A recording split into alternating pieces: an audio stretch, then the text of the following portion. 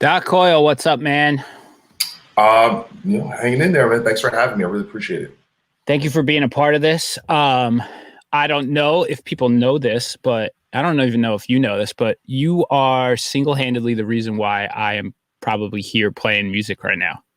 Because Me personally, you steered my musical taste as a young child. I liked Slayer, Metallica, and Pantera and grunge, and then I got into hardcore and I got into death metal, and I thought it was all cool. But death metal was a little too like all over the place for me, and hardcore was a little too simple and not as fun on guitar. And then I went to a show when I was like 15 years old, and I saw God Forbid play, and it was all the shit I liked about death metal and all the shit I liked about hardcore smashed into a band, and it was like metalcore before it was metalcore, and yeah, it fucked me up, changed my life, honestly. So there it is, Doc Coyle, the reason why I play the music that I do.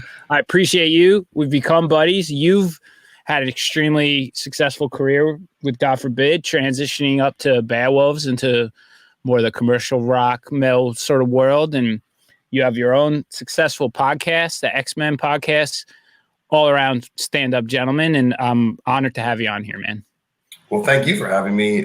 It's kind of crazy because I just remember you being in every God Forbid show. Like, I would just see you in, because back in the day, you'd have a show, there'd be, 20 people there, 30 people there, 50 people. You just start to know the people, all the people that like your band, you kind of know them by face, know them by name, and to see all the, where you've gone with things. Like, I didn't even know, because unfortunately what happens, a band starts getting some success and gets busy, you get on the road, you almost get like disconnected from your own scene because you're gone all the time. And then kids that were in the crowd moshing to your stuff, they start their own band, and then next thing you know, they're, those people ascend up the ranks, and it's always really amazing to see. So I'm really proud of everything you've done, and I hope. And we've never worked on anything together in terms outside of the body count, but we weren't like, it was like a direct thing. But sure, a little remote stuff. But I'm a fan of your work as well, and I'm just hoping one day we could do a record together. I think we should probably do that. I feel like we should do a band. I don't know. We'll get into that later. We got bigger fish to fry today, Doc. All right. So I have a lot to talk about. I just feel like I need to address gently what I read from you that you just recently put out. I'm sure anyone who follows you or Bad Wolves, saw the incident with Tommy and saw your response to it, how everything got handled and stuff.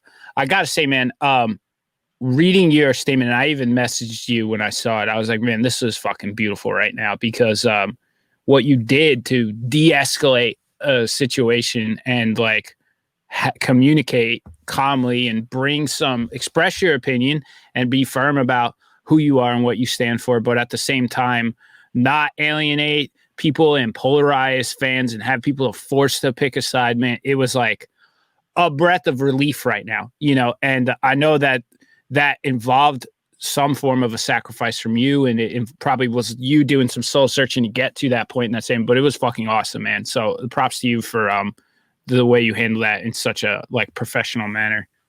Well, thank you. I mean, I first off, a lot of it was just, I'm a very measured person in that I'm not the type of person where an event happens and then I go with my initial instinct. I try to think about things, weigh all the options. I've been, speaking, everyone in the band's orbit, be it our manager or, lawyer, just tell them what I was going through, because basically people reached out to me,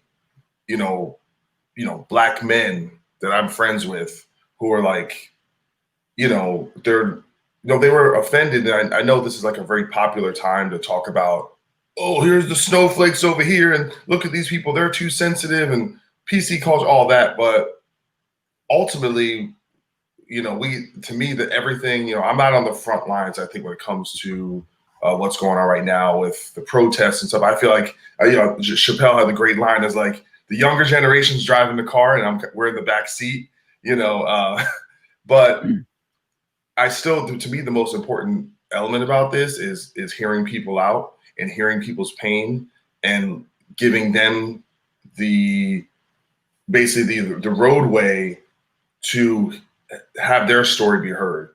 And everyone doesn't need to be heard right now. Some people you just need to like, what, zip it up. And couldn't agree with you more. Yeah. So that's the kind of the approach I was taking. But I think, what didn't work about that video is I thought the initial video was divisive, and it put people on different sides pertaining to politics. And certain issues are almost surprising to me that they're even political or bipartisan or partisan, right? Like some things I'm like shouldn't we all be for certain things?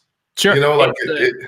It's the little like sort of talking points that get misconstrued and it's semantics that turn into like what seems to be such an obvious, human reaction to go, of course, Black Lives Matter. Of course, racism is bad. Gets spun into like a political sideshow. And people lose sight of like the core issue all the time. And it's like, it's social media, it's in politics, it's in the media, it's a tool, it's a propaganda tool, it's a tool that people use to keep divisive communities, and keep people at each other's throats. And like, I'm glad people are acknowledging it now, waking up to it. Like it's been in our face forever, and it's not something that I think is going to change anytime soon unless people start recognizing it and learn to communicate better and learn to get past some of that bullshit, cross the lines and don't stand with people because there's politics involved, like actually do what's right, Yeah. One thing I just want to say too, the reason why I put that out is just also saying that just because you're in a band doesn't mean you're going to agree on social issues, political issues. And there's lots of bands that we know where if you talk to 5 people in a band, you're going to get 5 different opinions on certain things. And of course, you have certain bands where they are aligned around politics and social issues, whether it be a Rage Against the Machine or a band like Refused or Earth Crisis or something like that. But every band isn't like that, and so a lot of the stuff that seems maybe a little bit overly diplomatic in my response in terms of trying to smooth things over or trying to think about coexistence. That's something I actually truly believe, that if we don't figure out a way to coexist and try and be, share some kind of physical or even theoretical space with people that share different ideas, I think things are only going to get worse in terms of just the social atmosphere, that energy, right? That toxic energy that's kind of like it's just there, right? It just feels icky, and everyone's just, and so you have to create some space for that, and that requires kind of not being as judgmental, which I get right now. We're in that phase, but that is really how I think. Even if I might come on one side of the issue more than other, I still try and give that compassion even to the people that I disagree with, even if I think some of their ideas are kind of morally odious, right? Like, you know what I'm saying? So that is generally how I feel. Sure. I mean, you're a very forgiving person. I aspire to have that outlook. I've been writing people off a little more frequently lately, but I'm working on it too. So I do appreciate that insight and advice, because I do think it's a mature approach to handling situations. And then, there's some people you can't reason with, but it's good to see that you found common ground with somebody whose opinions didn't exactly align. You were able to work through it, so it's just a testament to shit being possible right now. Nice little positive light. You have to set the example. It's easy to talk about unity. It's easy to talk about reaching across the aisle. It's easy to talk about love and forgiveness and all stuff. And for me, it's not even forgiveness.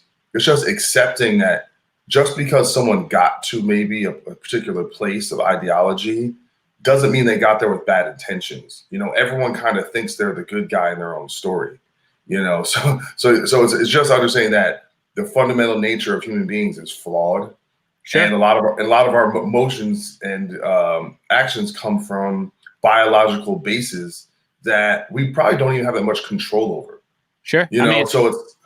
It's definitely environmental. There's also misinformation. A lot of people think they're doing the right thing or have a personal belief or opinion that's aligned with something that they've thought they've done the work in their mind and studied and been like, hey, this is how I feel because of this. But it's like, well, that misinformation is toxic in this environment too right now. And you know, I'm sure it's something you just had to deal with, but it's like, it's very true. It's like, it can be difficult to get to the bottom of stories and issues, you know, because we have a polarized media and we have contradictory statements. I mean, you've seen the photos of crime scenes with two different headlines on two different news sites. And it's like, it's spun to fit an agenda for people to line up with, and they don't think they're doing bad. You know, there are probably plenty of white American kids right now that are looking at riots and thinking these are thugs and they're doing this, they're just destroying stuff because why, you know, and they're not understanding it because what they're being fed is just that side of it,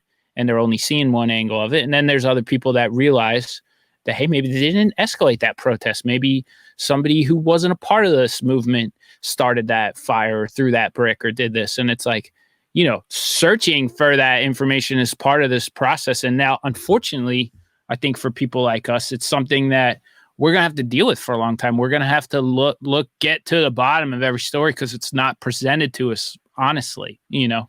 And like, yeah, I mean, how do you navigate this stuff? Like, what's your approach? Because I see you always on the right side, you know, and I'm like, you know, when you're looking for answers, like where do you go? What do you do? Like, how do you get to the bottom of this shit, you know?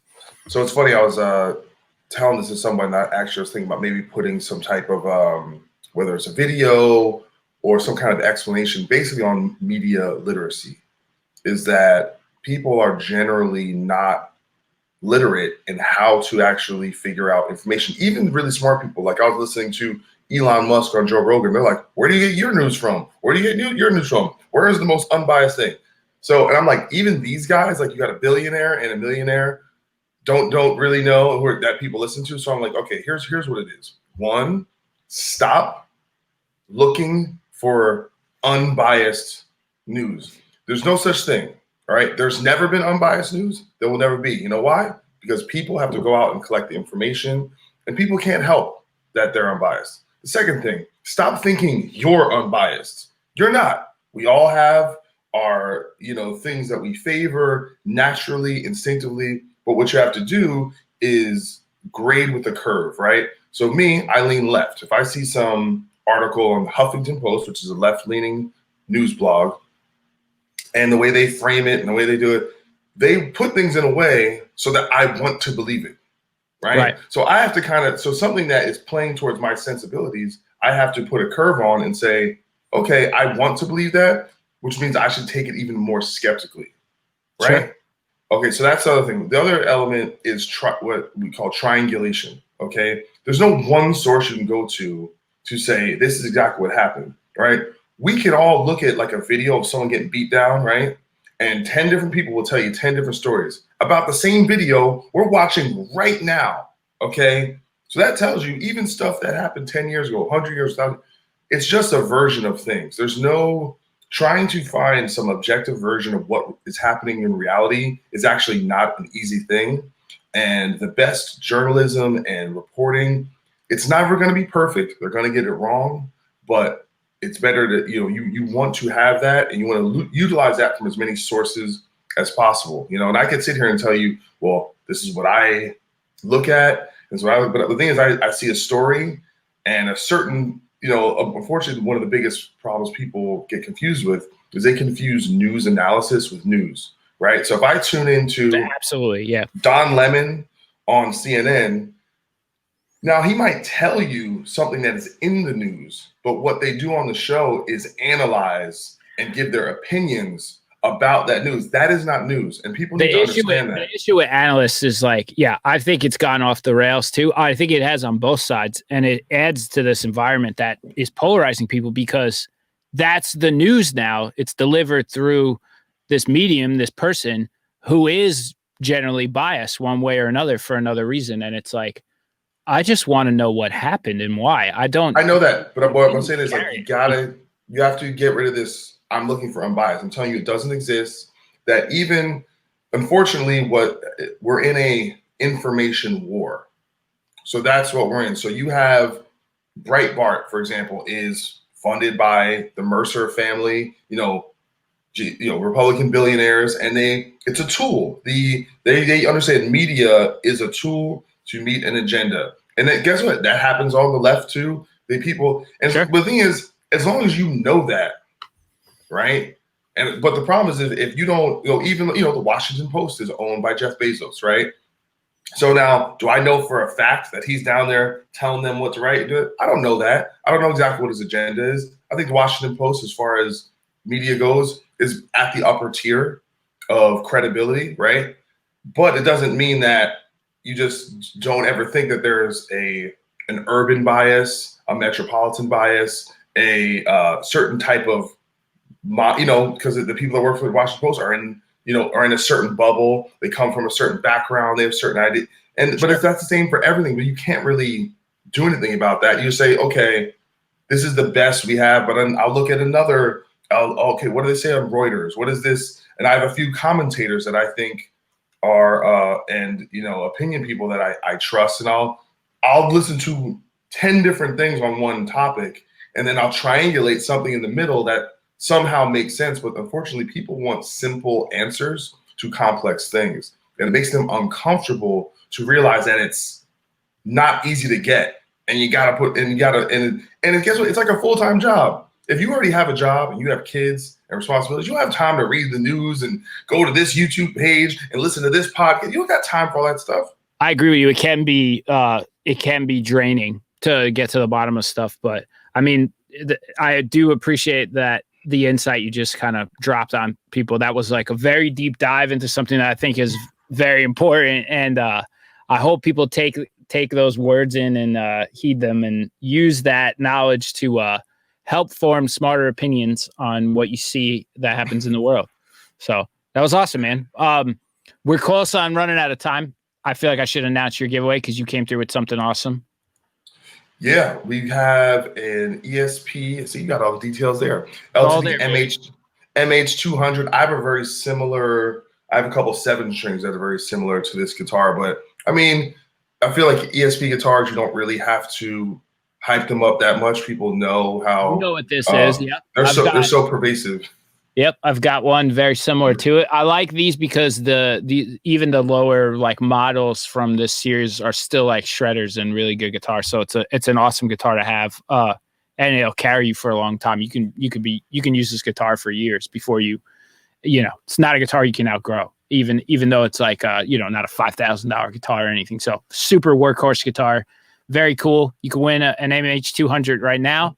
$10 donation at soundrink.live gets you a ticket to this charity event. And Doc, man, thank you so much. You're such a well thought and well spoken person. I really appreciate this perspective. I appreciate how you carry yourself and handle the recent situation. And yeah, man, I look forward to talking to you more, dude. But listen, I appreciate everything you're doing and everything that has been going on. It's like I said, I was more in the background, kind of taking information, and everything that's happened in the last week kind of made me realize I need to be more involved. I think there's a certain comfort, and when your life is going pretty good and you're pretty comfortable, it's easy to kind of be on the sidelines. Yep. And I kind of realized I have to. Unfortunately, I can't always do that, and I have to be a little more involved. I don't know exactly what that means, but I'm definitely going to be out there a bit more. Yeah, I mean, we're all trying to figure that out now, so I mean, that you're in the right headspace, and yeah, man, I look forward to doing more stuff with you, and hopefully we can both keep working on this. Yes, sir. Thank you so much for everything you're doing. Really all right, Doc, appreciate you, man. Bye-bye. Doc Coyle. God forbid, Bad Wolves, X-Man podcast. Win this awesome guitar. Go to soundrink.live. A $10 donation gets you a ticket to the charity raffle. I'm going to say it all day. Please donate money. All right. Going to be back in 2 minutes with Scout, who is going to talk to us about Break Free Fest, which I'm very excited to get into. So stick around. I'll be back in 2 minutes.